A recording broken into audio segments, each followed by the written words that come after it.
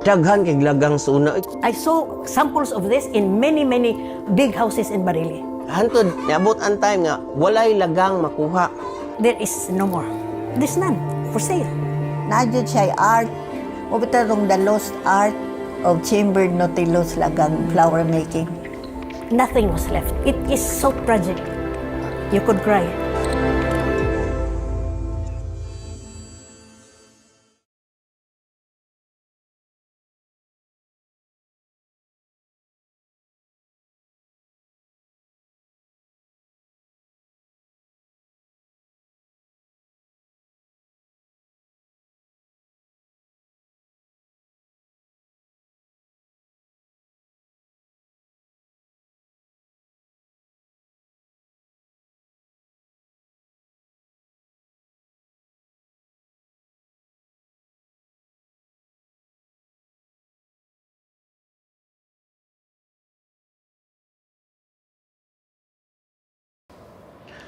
May adlaw mga kaigsuonan, nibalik na gyud ang Kabilin. Ug sa atong primerong pasundayag karon, tukion nato kining gitawag og lagang floral art. Ubani ako niining atong primerong pasundayag sa pagbalik sa Kabilin.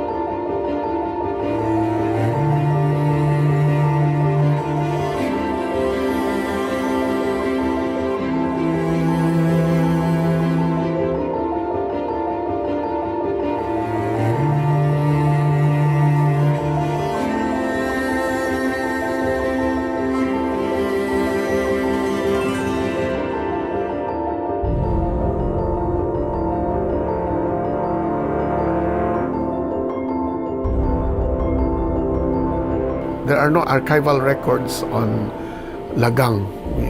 I have not encountered of any books or any materials dating to the Spanish or the American period about the lagang.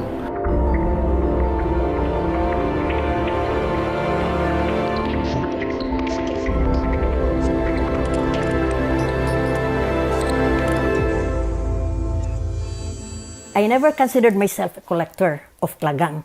I knew about lagang since we were children. We lived with my grandmother, and in her house there were 10 of this lagang hanging in the living room on the wall. She bought this from I don't know whom. I think maybe in the 1930s. The usual answer was from Delegate. Kini siyang lagang, gikan gid sa kang Lurosisto sa Ruminis. Dito pa ni sa Consulio House sa mga Alcasarin. Etong mga tigulang, kada korpos, iya man ipagawas na niya. Ako ra man gyud sa tanan mo igsuon pod nga tulo mi kabuok. Ako ra man pod gaan og kamot. Di ako yung may sige design anang kuan. Gibilin gid ba nga ako yung may mo kuan ani sunod. After I had this family lagang, I was able to get from a house wrecker. There is no more. There's none for sale. In Europe, remember I lived there for many years and I was always traveling, looking at museums and all. I don't remember having seen any of this. Even in Spain, I don't remember at all right now. I can be wrong, of course, no? But as far as I remember, I'm a museologist. I'm always in museums looking for interesting things. To me, it's very tropical. The art of shellcraft goes a long way back. So it goes to about 5,000 years ago as earrings from a burial in Duyong Cave in Palawan. And then the Ifugaos, they still have this as heirloom pieces. I think they still make this. But the shell bracelet technology died out with the Spanish colonial period. You can only find this in burials, but there are modern crafts that also use shells.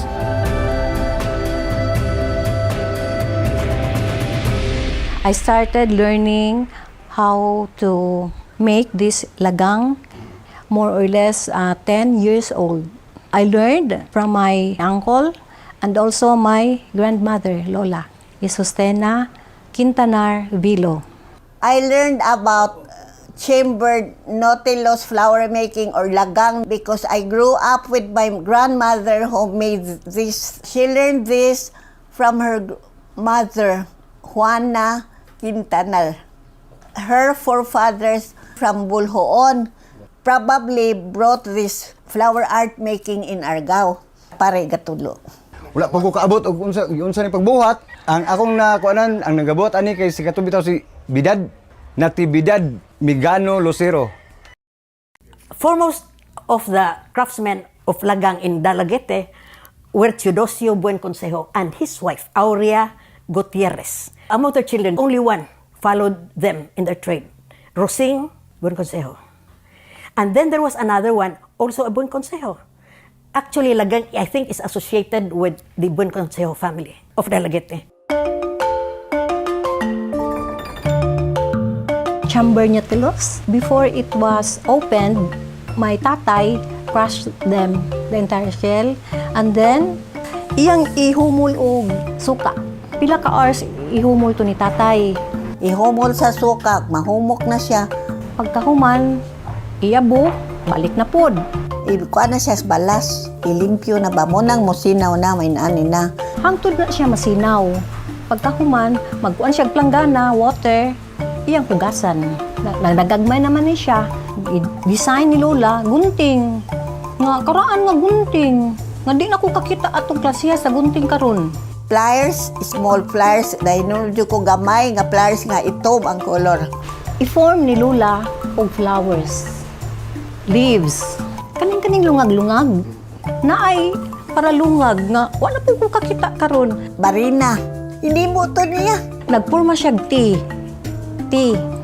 Unya naay hilo.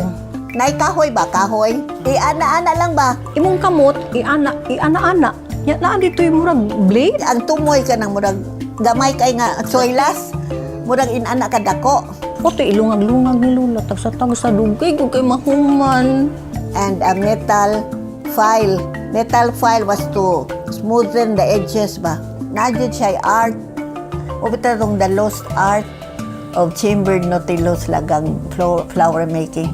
Maotoy means of living nila nga nakapahuman og eskwela sa akong mga tiya. Now, when it comes to lagang, I've not encountered any archaeological evidence, as I said earlier, of the lagang, how it was made, how it started, and why is it only in Cebu, especially Argao and Dalaget. Unfortunately, those who made them in the 1930s, 1920s have died out, and we have only one in Cebu that still makes them.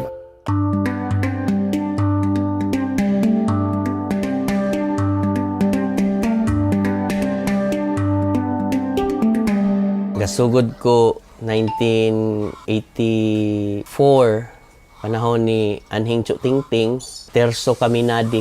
Ang ilang kaliwat taga Argao.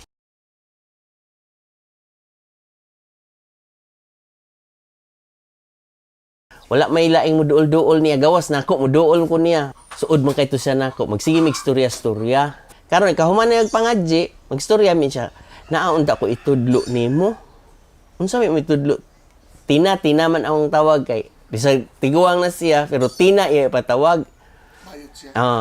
Nagsige siya storya nako about aning lagang. Ang kusom na lagang, uy. Siya kanang muna siya sa karaang panahon, himuon na siya buwak. Ya, nakakita mang puog ka ng kinason nga, Ro, akong ipahimo nimo. Uta akong ipakita niya sa buhi pa siya. Siya kani maayo ni kwan siya. Ayo na ni unda nga sigihan nag-practice. Kaya mura mo kog na-addict ba sa kanang akong kuan ba, tan-aw ko sa buwak, malingaw ko kuan.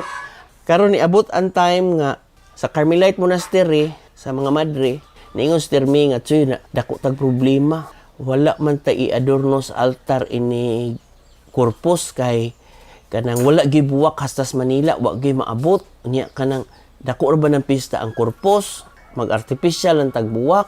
Unsa may maayong buwak ingko. Ang pinakamaayong buwak gyud nga wa na gyud makuan, kana ra gyud lagang. Ingon si Termi, unsam nang lagang? Kana mo gyud na sa karaan. Suway lang ang madre ba. Karon pagbutang namo kay nakauyon man sila, kuan na nagsige na lang kog himo, hinihinay himo. Antod nakahuman ako, kuan jud kog balik usa ka karuhan. Pila edad nimo anak tay? Mga 16 ana. Ang lagang dili man gud tanan imong kuan nga mo diretso buwak siya tanan gikan gyud kinagamian nga kuan aron buhi siya tan-aon. Kani nga dahon para ni tumoy. Unya kani siyang aster nako nga lingin. Kani siya mo ni kaning teardrops nga kuan ako gagmay na ako gipang sunod pud sa karaan pero karon do na jud koy ako ang gipang himo nga design. Kani siya mo ni sa karaan inani gyud atong makita. Naa ko gihimo kaning Carmelite cut ngadto ni nako na huna-hunaan sa Carmel Mabulo ba. Kalachuchi ni siya. Napagani ko'y rose, dunay esmeralda, lain-lain ra nga kuan. Katong karaan na pamangkudhay katong karaang makina kapoy kay magsigitag perting kapuya dugay kay mahuman. Karon na ang kana akong mga makina amo nang kumbinaron pareha sa kanang para lungag. Mahal man kay ang katong drill gyud. Ang akong gihimo makina sa washing machine kanang gipatimbang ba sa junk shop. Palito na ko usbo na mo amuhang kombinaron amo ko ano usa ka buwan og tunga nako buhaton kay mag-cutting pa ba na niya. Mag-cutting imo pananlihaan, mag-pattern pa kadaan para parehas og sukod. Human ang nag-pattern imo pa nang isander og balig ka upat ka klase nga sander. Una pa ka mag-buffer. Nya una pa na imo lungagan. Unang dugay gid siya ang trabaho. Karon og naay mo order mo trabaho mong pero usay dili ko mo tando silang order ug wala koy makit ang row ang pangitaon naman.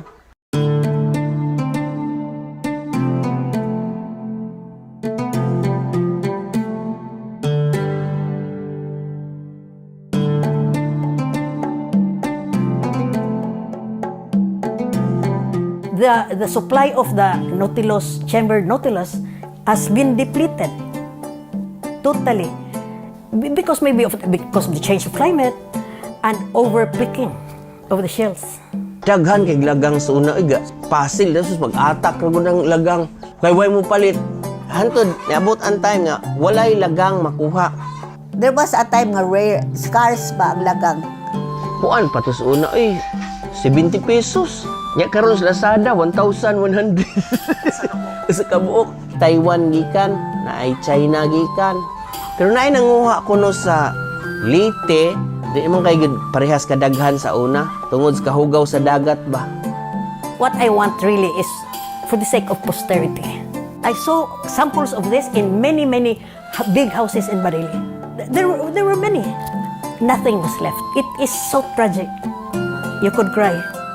Wag yun nakasunod na mo ani kay eskwela naman pugod mi. Nga wala na mi time.